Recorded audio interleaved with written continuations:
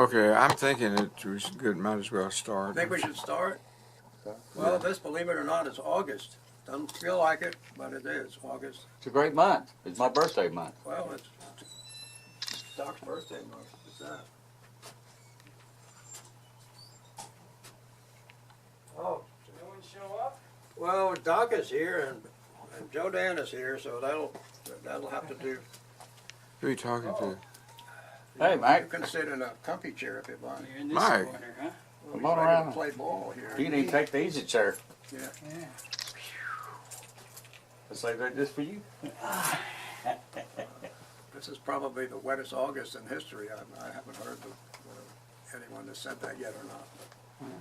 But it's not over. August isn't over yet. It's the first August that I've been in Texas that hasn't hit 100 degrees, which is highly unusual. I'm not unhappy about that. My yard thinks it's spring. All my spring flowers have been blooming again. Of course, it means I have to cut my grass again. Every time I go to cut it, it rains and I can't cut it. So I'm very unhappy about that. Anyway, announcements of upcoming events. Winnsboro Center for the Arts. The next thing at the Winnsboro Center for the Arts is the first of the Sunday afternoon classical concerts. A fellow named Don LeBlanc, who's a singer, opera type singer. When is that? The 3rd of September, which is Labor Day weekend. And Mary Dibburn, who's a pianist out of Dallas, I guess they're both out of Dallas, will be here that Sunday afternoon. The season tickets for that are only available online at the present time. Hopefully, at the first concert, if you want to buy them lot, in person, they'll sell you tickets at the concert. And then the next event is Sgt. Pepper's Lonely Bluegrass Band, which used to be called Beetlegrass. But I guess the Beatles people said you can't call yourself that. So they had to change it. And they'll probably get them for that name. And tell them to change that name too eventually, but they haven't yet. They'll be here the 16th of September. And they are obviously, as the name suggests, the bluegrass band that plays mostly Beatles music. Also, sometime in September, the Women in the Arts exhibit will start. I don't have the date offhand. It's on my door. So that's what's coming up in September. Following the Sgt. Pepper Lonely Bluegrass Band concert, tickets will only be available online. I will not have tickets here at the shop anymore. If you want to buy a ticket For anything? for anything coming up at the Bowery stage. Now, other events, plays and stuff, I'll probably still have tickets available here, but although they haven't told me that yet. So if you want tickets for any event on the Bowery stage after Sgt. Pepper, you'll have to go online to purchase them. Others on the schedule, October 7th, John Fulbright will be here. I'm not familiar with him. The October 27th, Terry Hendricks and Lloyd Maines, who have been at Winnsboro 4 or 5 times. They're a wonderful, wonderful duo. They're out of Austin. November 11th, to help celebrate almost my birthday, Adler and Hearn will be at the center. And then on December 2nd, Harpeth Rising, who I've been here a couple of times, but I've never seen them. They're 3 gals. One plays the cello, one plays the violin, and I don't know what the other one plays. So that's what's coming as of today. Okay. Well, hello. Hello. Guess what? I can't remember the number for the lockbox. Oh, well, nobody ever remembers. Either they remember the thing or they okay. Thank you. Well, I'll return the key later. Do you know the number? I can go back and I don't know the number. Oh, okay. I'm sorry about that. That's okay. I thought I had it, but it wasn't right. They haven't told me the number. Okay. Okay, so that's the schedule of stuff coming up. There's something going on down there tonight? There may be, but they haven't told me about it. Okay. There have been some classes going on, so there may be a class. Okay. There was a volunteer who was there, and they put a lockbox on the outside like a realtor has for open houses. They're showing houses, but nobody ever remembers the combination, and when they do, they can't figure out how it works after that. So it's been more problems than not.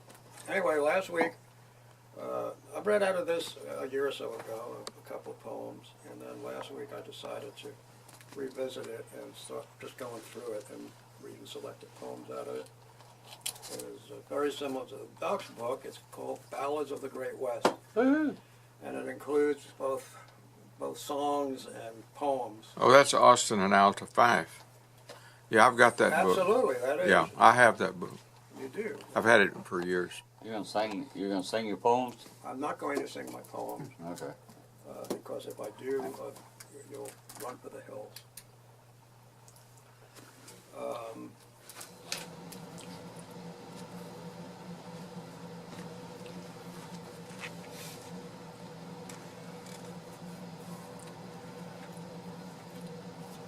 Let's see. This is a little too long. No, not that long.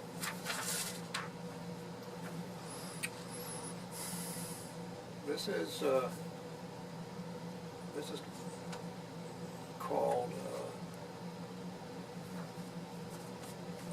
I'm just flying around here. Trying to find one to eat. This is called Arizona and New Mexico. It's the fourth one in the book. And I'll read, each one has a little introduction here, which I will read.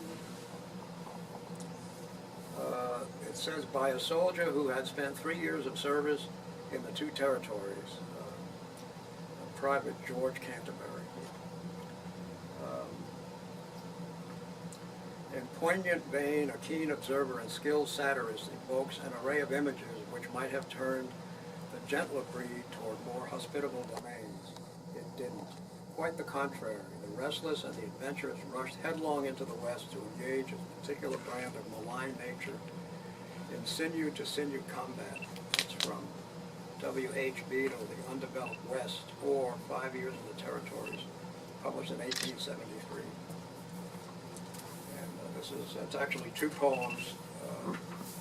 Well, actually, it looks like two poems, but it may not be. I will just read it and see what happens. Fierce Mars, I bid a glad farewell, and turn my back upon Bologna, to photograph the doggerel, New Mexico and Arizona. The stinging grass and thorny plants, and all its prickly tropic glories, the thieving, starved inhabitants, who look so picturesque in stories. The dusty, long, hot, dreary way, where neath a blazing sun you totter, to reach a camp at close of day, and find it destitute of water. The dying mule, the dried up spring, which novel writers seldom notice, the song of blood mosquitoes sing, and midnight howling of coyotes. Tarantulas and centipedes, horned toads and piercing mesquite daggers, with thorny bushes, grass, and weeds, to bleed the traveler as he staggers. Why paint things in a rosy light, and never tell the simple fact thus, how one sits down to rest at night, and often squats upon a cactus? As desert, mountain, rock, and sand comprise the topographic features, there's little left at my command except to paint the living creatures. In point of energy and sense, the wild Apaches are the head men, and so in fairness I commence to tell you something of the red men. Each mountain chain contains a hive of these marauding sons of thunder, who somehow manage and contrive to live upon mescal and plunder. Too long my pen has dwelt upon those foes to railroads soap, and labor. A few short years and they are gone, beyond the reach of prayer or savor. Now turn we to another race, inhabiting this sunny region, in calm and fearless truth to trace their manners, habits, and religion. There is no fairer law than that which gives to Caesar what is Caesar's. Yet this is not a land of fat, because the people are called greasers. The natives, in a Yankee's eyes, have neither virtue, brains, or vigor, a most unhappy compromise between the Injun and the N-word. Oh. Their language is a mongrel whine from which the meaning seems to vanish, like strength from lager beer or wine, a parody upon the Spanish. On what they live besides the air, you may perhaps be interested. They have as queer a bill of fare as human stomach e'er digested. They eat frijoles, carne, corn, and on a hog's intestines riot, tortillas, sheep heads, hair and horn, with chili for the favorite diet. But little care he ever feels, so he but apes the Spanish hero, with monstrous spurs upon his heels, and on his head a broad sombrero. He looks so grim and full of fight, you might suppose his temper soured, but danger turns him nearly white, and proves the hero is a coward. He grimly scowls at gringo jokes, though he has not a single tlaco. With dignity he calmly smokes his cigarette of bad tobacco. Smoking and lolling in the shade, their lazy souls no thought perplexes, but make a chimney undismayed out of the noses of both sexes. They tell 1,000 barefaced lies, to all the saints in heaven appealing, confess their sins with tearful eyes, devoutly pray, but keep on stealing. They go to church, believe in hell, where their own torment must be hot ones. They play on fiddles, ring a bell, and worship God with drums and shotguns. Upon their heads in triumph reign great swarms of vermin, fat and saucy. These rovers of the Spanish main cruise fearless o'er an ocean glossy. Their mode of travel on the road would frighten one who never met a dirty, screaming, stupid load of greasers in an old carreta. Great wooden wheels devoid of grease, and oxen rushing with a vengeance, a noise like 40,000 geese, or like a score of new steam engines. They plow the soil with forked logs, for fuel dig the earth with shovels, cut grass with hoes, chain up their hogs, and keep their horses in their hovels. When Gabriel plays his final trump, and all the nations are paraded, for grand inspection in a lump, this breed will prove the most degraded. An earthquake which should sink the land, some great subterranean motion, and leave this tract of barren sand the pavement of a heaving ocean. Some huge convulsive water shake, some terrible spasmodic movement subsiding but to leave a lake, would be a most desired improvement. I've not, in picturing this climb, been either brilliant or pathetic, but told of facts in simple rhyme, by far more truthful than poetic. My photograph, I must confess, the country does by no means flatter, the people and their customs less, but it is true, that's what's the matter. If any think me too severe, or call my yarn a wicked libel, I'll take, to prove myself sincere, my Davy on a Mormon Bible. The end? That's the end. A Mormon's Bible. That is the end. I'll read one more of these and then I'll read one Edgar Guest, and then we'll turn it over to Doc, who I'm sure can. Maybe Mac brought one. No, he's just here to Okay. enjoy here. This is number 5. This is someone's opinion of Arizona, apparently. Uh-oh. So here comes some more on Arizona. This is ascribed to Charlie Brown, the proprietor of the Congress Hall Gambling Saloon in Tucson in the mid-1800s. My kind of place. And then these are the notes. That Satan, astute anti-creator, had a hand in shaping the Southwest, was no deterrent to men bent upon its submission. 2 distinct, though interrelated poems deal with this topic.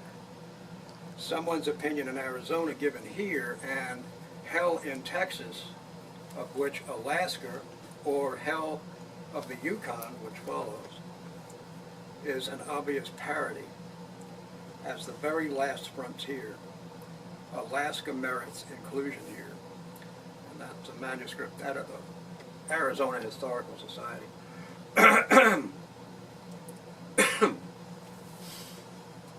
The devil was given permission one day to select a land for his own special sway. So he hunted around for a month or more, and fussed and fumed and terribly swore, but at last was delighted a country to view where the prickly pear and cat claw grew. Forget it. With a brief survey and without further excuse, he selected the land by the Santa Cruz. He saw there were still improvements to make, for he felt his own reputation at stake. An idea struck him, he swore by his horns, that he would make a complete vegetation of thorns. So he studied the land with the prickly pear and scattered the cacti everywhere. The Spanish dagger pointed and tall, and at last the cholla to outstick them all. He imported the Apache direct from hell, the size of the sweet-scented ranks to swell, and legions of skunks whose loud smell perfumed this bleak country he loved so well. And for his life he couldn't see why the river should any more water supply, and he swore if they furnished another drop, he might use his head and horns for a mop. He sanded the rivers till they were dry, and poisoned them all with alkali, and promised himself on this limy brink the control of all who should from them drink. He saw there was still one improvement to make, so he imported the scorpion and rattlesnake, that all who come to this country to dwell wouldn't fail to imagine a sure enough hell. He fixed up the heat at 111 and banished forever the moisture from heaven, and said as he heard the hot furnace roar that the mercury might reach 500 or more. After fixing these things so thorny and well, he said, I'll be damned if this don't beat hell. Then he spread out his wings and away he flew, and vanished forever in a blaze of blue. And now, no doubt, in some corner of hell, he gloats over the work he completed so well, and vows Arizona can never be beat for thorns, tarantulas, snakes, and heat. For with all his plans carried out so well, he feels well assured Arizona is hell. Well, I told my sister Don't go to Arizona. when I went to El Paso for my basic training, I thought I went to hell when I left here. Then they sent me to Fort Huachuca, Arizona. I knew I was in hell. Watch your dog run away for a month. And I'm going to go back to Edward Guest. I read some of those a couple of months ago. And this is called The Perfect Dinner Table. Eh? Just in case you haven't had dinner yet. A tablecloth that's slightly soiled, where greasy little hands have toiled. The napkins kept in silver rings, and only ordinary things from which to eat a simple fare, and just the wife and kiddies there. And while I serve the clatter glad of little girl and little lad, who have so very much to say about the happenings of the day. 4 big round eyes that dance with glee, forever flashing joys at me. 2 little tongues that race and run to tell of troubles and of fun. The mother with a patient smile who knows that she must wait a while before she'll get a chance to say that she's discovered what she's discovered through the day. She steps aside for girl and lad who have so much to tell their dad. Our manners may not be the best. Perhaps our elbows often rest upon the tables, and at times that very worst of dinner crimes, that very shameful act and rude of speaking ere we're downed your food. Too frequently, I fear, is done, so fast the little voices run, yet why should table manners stay those tongues that have so much to say? At many a table I have been, where wealth and luxury have seen, and I have dined in halls of pride, where all the guests were dignified. But when it comes to pleasure rare, the perfect dinner tables where no stranger's face is ever known, the dinner hour we spend alone, when little girl and little lad run riot telling things to dad.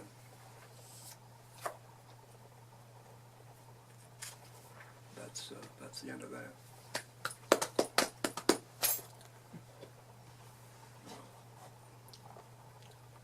This is called Tomorrow, T-O-M-O-R-O-W.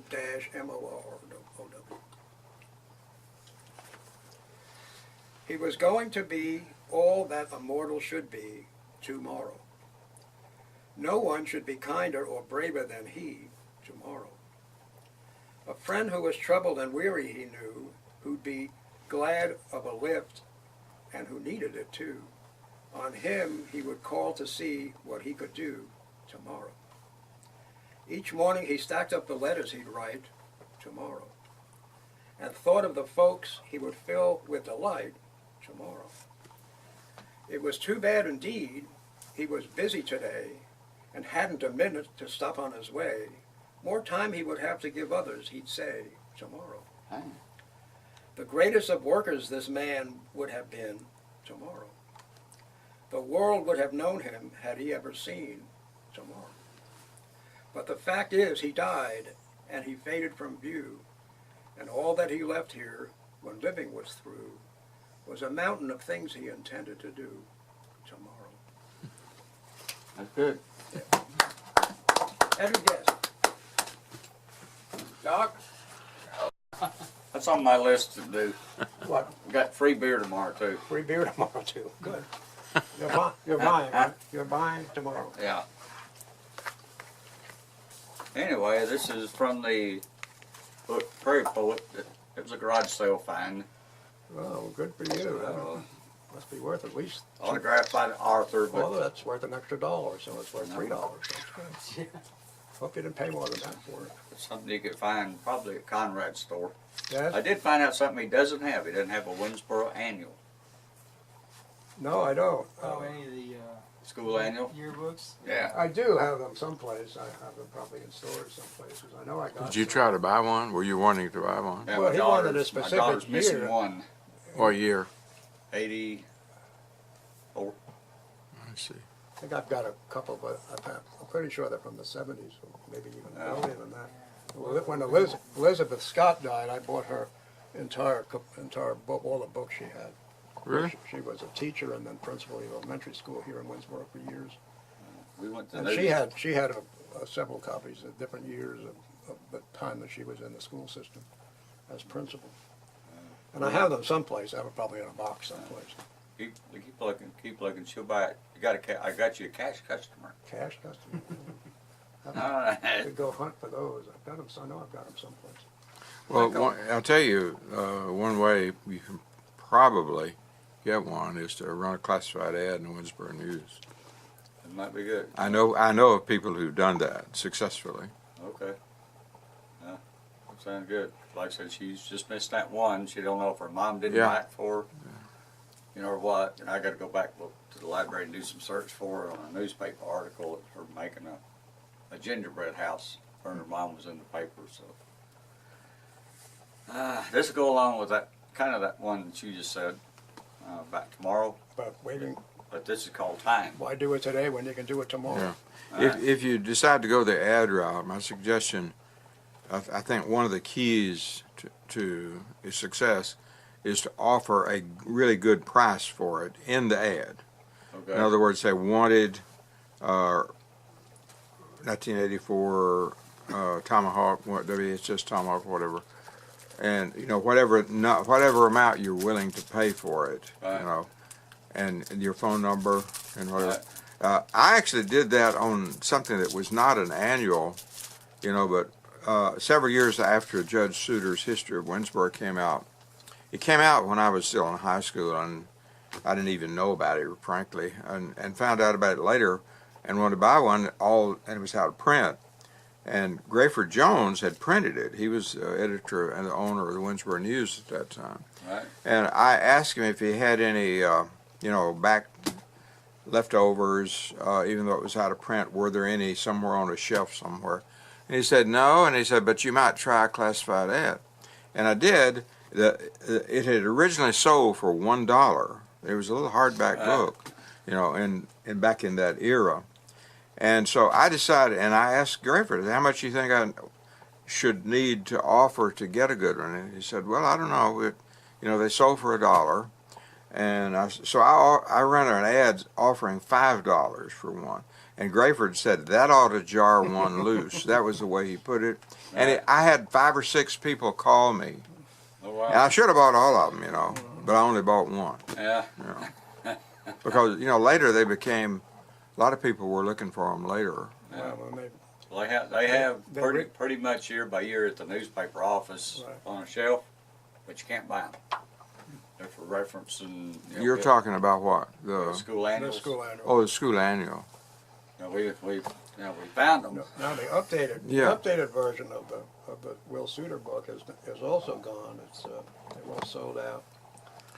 And But the chances are Carolyn Jones would still have a few of those. no, she's giving them all away.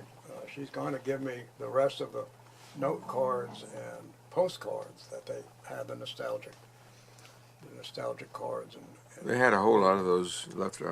Those were all printed up for the sesquicentennial. right. She's going to give me what's left. Judge Souter book and the postcards and whatever else. Several things they printed up, and they had a lot of them left over. Yeah. Well, she gave me one. Carolyn did when she. I bought a bunch of them from her and was selling them here at the shop, and I'm sold out of them. And I think she gave the last ones away, but she still has note cards and postcards. She's just going to give them to me. She doesn't want any money for them.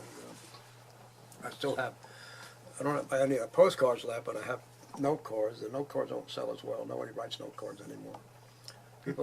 Visitors will buy the postcards just as nostalgia pieces. Nobody writes letters or postcards. No.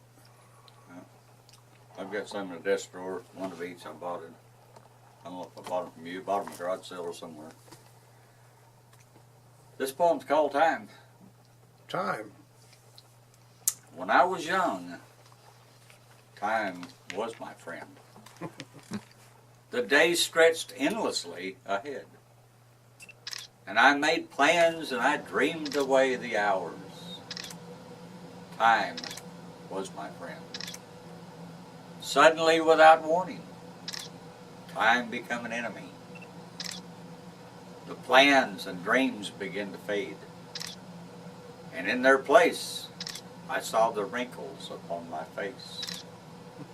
Time was my enemy. And so I called a truce with time. And now, instead of plans and dreams, I watch the glowing sun go down. I listen to the songs of the birds. I savor moments with my friends and look for beauty everywhere. In children's smiles and the skies of blue, in music, and in solitude. Time and I have called truce, as if at last we understood. Tomorrow is so far away, and I may only have today. Yeah, I like that. I do too.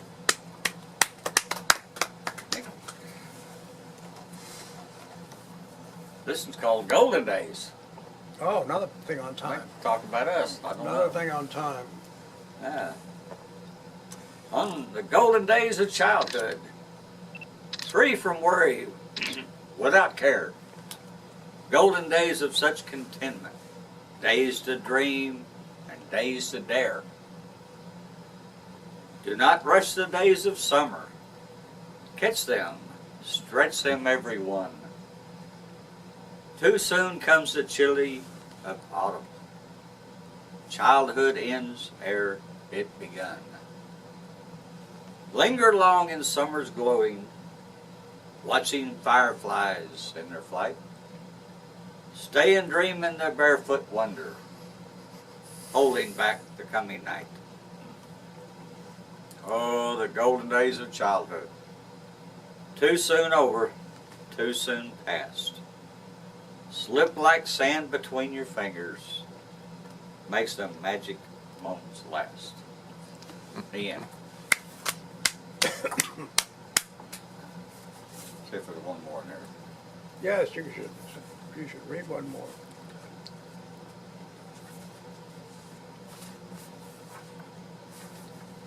I'm trying to remember, did I read Push Me Lord here, or was that at my What was the name of it? Push Me Lord?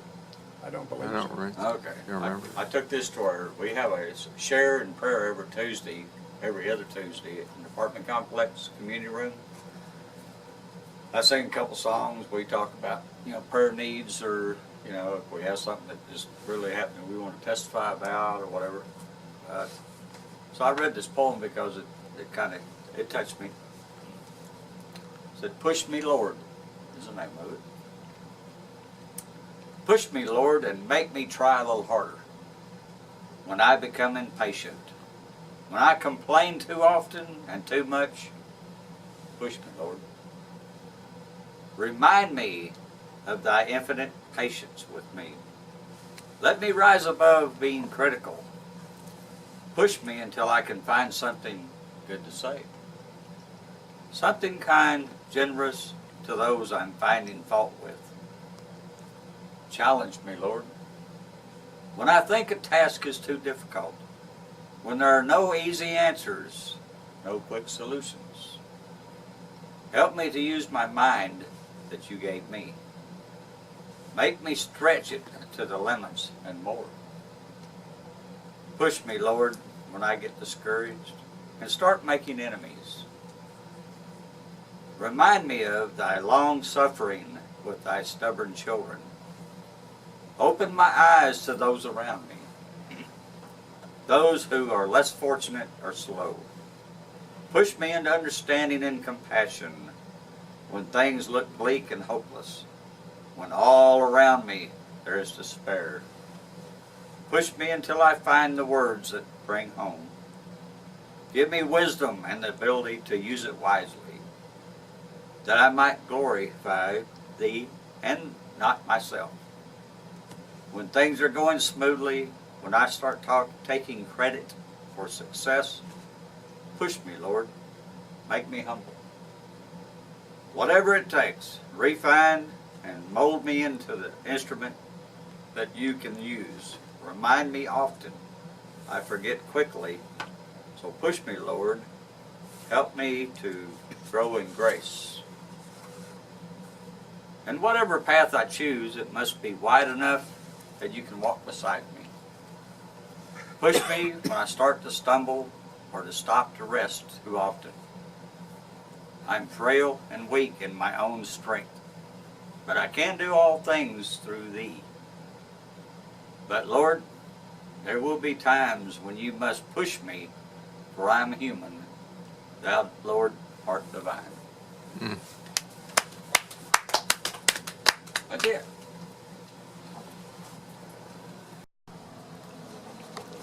recording? Yes, we are. You're on there. The light is flashing.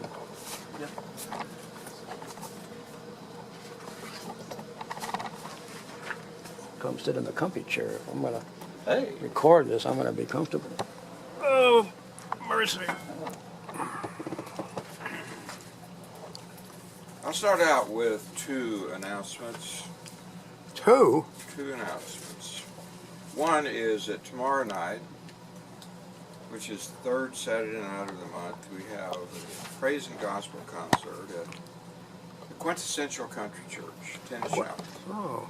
And on the bill is Doug Davis, the singing raconteur. Oh, I know him. James Moore, vocals with instrumental accompaniment.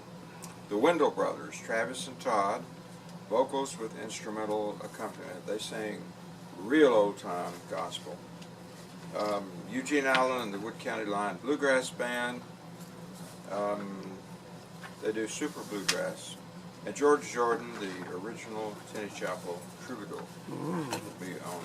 Eddie Owen will be the sound man. Also, in case you might have missed it in the August 3rd Winnsboro News, there's an article about one of our sometime poets. She hasn't been in a little while. Actually, she was here sometime in the last month and read, but Deborah Chillette Wilson, author in the Winnsboro News of August 3rd, the headline said, "Local author wins Texas Association of Authors Award." And the way it starts off, I'll just read kind of the main part of it here.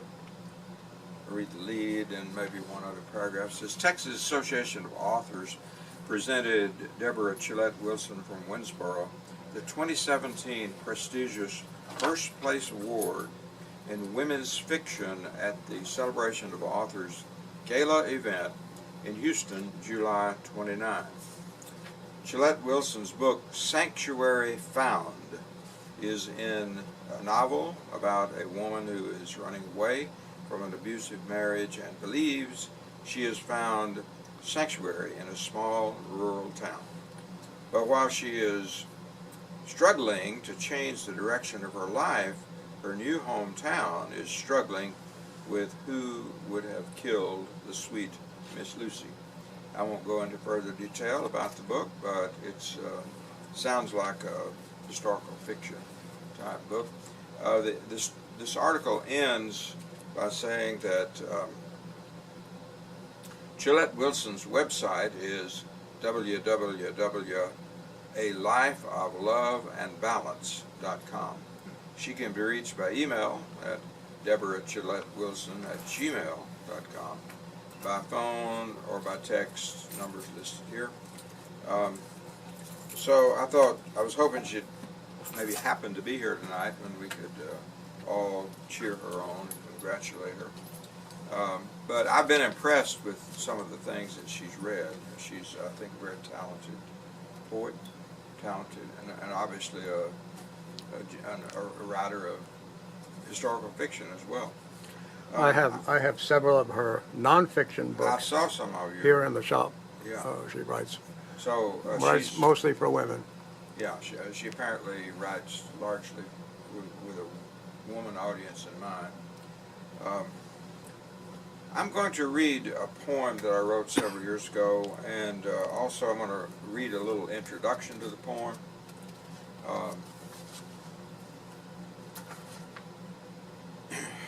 The poem is about an aunt of mine that I grew up. She lived actually next door to me. You know, I didn't live in town, we were out in the country, but by next door I meant the next house down the road, County Road 4620. We lived in the house at the intersection of 4620 and 312, and my Aunt Minnie lived at the next house down east, not very far away, a quarter of a mile or so from our house. And she was famous in my time growing up for her ability to do certain types of agricultural work on her farm. She was the wife of my Uncle Doc Tenney, and I'll just read a little bit of 2 or 3 lines here of genealogy. Her name was Minnie Frances Fowler Tenney, born 1886, died 1957. And I'll mention Doc Davis was involved in a reenactment of the Fowler incident in downtown Winnsboro. And Aunt Minnie married into that family. Her dad was Frank Fowler, and I remember she used to say, you know, and she was a fearless lady, you know, and she was big enough that she could just by her physical presence, you know, she could put you in a state of fear. And one of her favorite sayings was, "I'm Frank Fowler's girl, and I'm afeard of no man." And so she married Andrew Glass, Doc Tenney, my mother's half-brother, February 27th, 1916. She and Uncle Doc both were like 40 years old or so when they married. Wow. Children, Millie Lee, Mary Belinda, known as Pet. She was a spinster all of her life. Hazel, Virginia, Clarence Carl Tenney, Bonnie Frances Tenney. And I'll just say, and I'll read a little bit of it here that I wrote about her from a historical standpoint. The woman with the hoe during my upbringing was Aunt Minnie Tenney, who lived most of her adult life a few hundred yards from Tenney Chapel, on the land now owned and occupied by Danny and Pat Lake. At least that was the case when I wrote this. Danny has since passed away, and his wife has moved away, and now that house that they lived in is now owned by Chance Tenney, who runs cattle on it. When I think of Aunt Minnie today, I'm sometimes reminded of the famous painting and poem, each titled "The Man with a Hoe." Both the painting and the poem, like Aunt Minnie Tenney, were products of the 19th century. Among the differences were Aunt Minnie's gender and the type of hoe she wielded so fast and furiously. Both Edwin Markham's poem and Jean Frances Millet's painting paid tribute to a man with a short-handled hoe, which actually resembled what was called during my childhood in the Tenney Chapel community a grubbing hoe, then used primarily for clearing new ground of brush and small trees that interfered with crop production. This is the actual grubbing hoe that my grandfather, Ambrose Tenney, owned and probably brought with him from Alabama when he came to Texas in 1886. This was in our care for all the time I was growing up in the old Tenney home place. So this is the original Tenney grubbing hoe, and this is the type of hoe that was similar to this. Now, the short-handled hoe was not a grubbing hoe. It was a regular hoe that you would use for regular hoeing duties like weeding crops or thinning crops, this sort of thing. But it had a handle about this length rather than the long handle hoe, which most people use for that kind of work, you know, and have for many years. So Aunt Minnie's hoe was the long handle version, which every farmer in my youth used frequently and for a very different purpose, to thin newly emerged crop seedlings and rid the seedbed of bad-acting grasses and weeds that would otherwise sap valuable nutrients and moisture. It was tedious, it was laborious, but highly essential work, and those who did it well, those who did it fast, or both, were highly praised and sometimes highly paid by the standards of that era. That kind of work was despised by most men of my era, and especially young boys growing up. I'd rather plow for a week than to hoe for one day. You know, it was that terrible type of work as far as most men grown men, no grown men really liked to do it, in my era anyway. For me, that era was the late 30s and all of the 1940s and the very early 1950s, a time that was dominated by the unusual hand-eye coordination of Aunt Minnie Tenney, who filled and filed her hoe to a near razor edge before her blade fell heavy, fell hard, fell accurately within crop rows and along seedbed ledges. The well-known oak handle of Aunt Minnie's blade etched hard callus on the tissue of each hand, a badge of honor appropriate to her pioneer heritage and confirming her mystical reverence for the land. She worked crop rows with brisk precision, and those who tried to match her practiced pace were eventually put to shame and forced to concede. Aunt Minnie lived and labored during a time when society honored, even revered, role models of her stripe, those associated with positive modeling of a hard day's work done well. She was the agricultural equivalent of Annie Oakley. Her long-handled hoe blade was the fastest and most accurate of them all. Now here's the poem that I wrote about Aunt Minnie some years ago. I called it The Woman with a Hoe.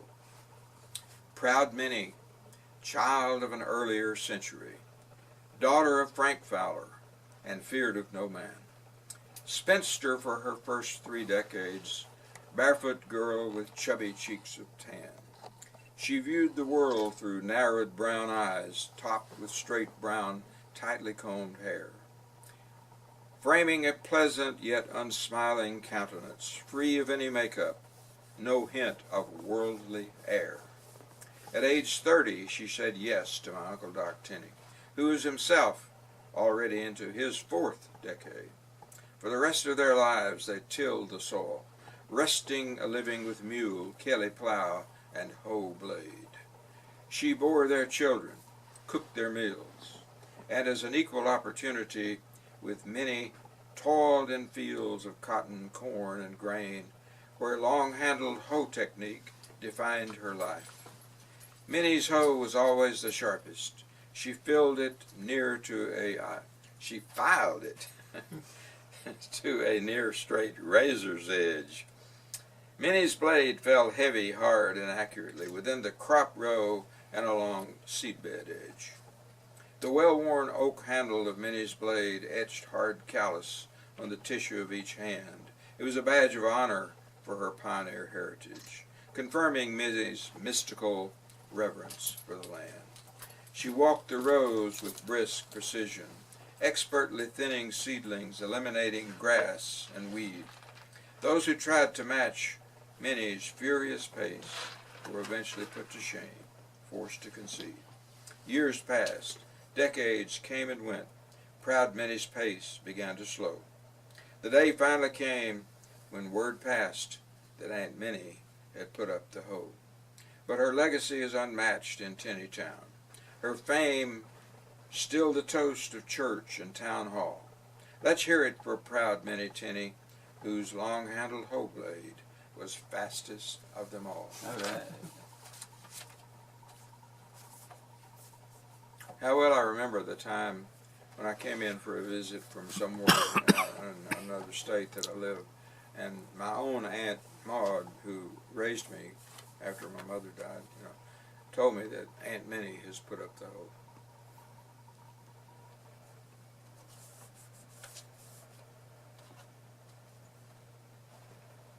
Oh, this is concluding How to Read a Poem and Fall in Love with Poetry by Edward Hirsch. So our traditional closing paragraph. Now remember, we're concluding a poem. I think what I'll do, there's really only 2 paragraphs left in this poem. This poem was translated by Robert Bly. Some of you know Robert Bly, who's a well-known poet back a few decades back. He had a book, I think, called Iron Man or something like that. It had a bunch of poems in it that I thought was a very nice deal. I don't know if he's still living or not. But anyway, I'll read the final 2 paragraphs so we can get on with the commentary in the book. Let's see now, did we... no, we didn't list the title of this ever in this, Hirsch did. Okay, the last 2 paragraphs.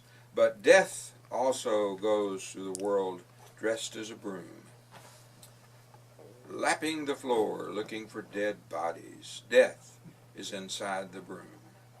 The broom is the tongue of death, looking for corpses. It is a needle of death looking for thread. Death is inside the folding cots. It spends its life sleeping on the slow mattresses, in the black blankets, and suddenly breathes out. It blows out a mournful sound that swells the sheets, and the beds go sailing toward a port where death is waiting, dressed like an admiral. Okay, now we'll take up on the commentary by Edward Hirsch next time.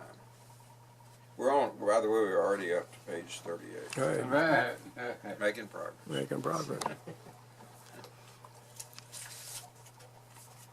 Which means chapel starts at 6:30 and goes till 8. Yeah, right. 90 minutes.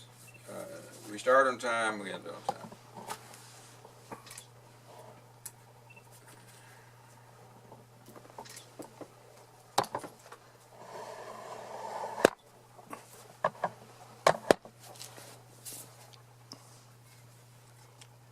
I'm a toe. Grubby, this is Grubby. There you go. You may turn it off here. You turned it off? I did. Oh. It was.